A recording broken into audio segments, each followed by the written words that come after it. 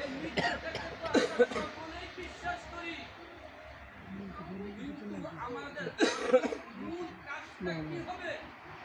আমাদের আসল মূল জিনিসটা কি হবে? আল্লাহ তাআলা বলে দিয়েছেন মৃত্যুকে বিশ্বাস করো। আমি বললাম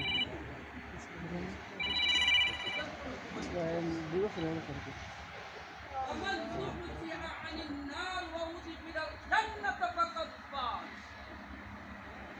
এটার পরে যদি তোমাকে জাহান্নাম থেকে মুক্তি দেওয়া হয় আর জান্নাতের দিকে তোমাকে যদি নিয়ে দেওয়া হয়, জান্নাতবাসী বানিয়ে দেওয়া হয়, ফাকাদ ফাজ, তুমি কামিয়াব হয়েছো।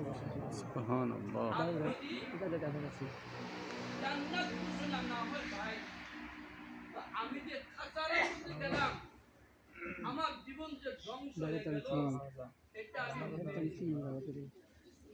আমরা কোনটা চাই? সফলতা চাই কিনা বলেন তো?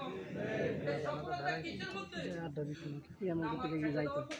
না, কিসের মধ্যে? নামাজ পড়ার মধ্যে, রোজা রাখার মধ্যে, হজ করার মধ্যে, যাকাত দেওয়ার মধ্যে,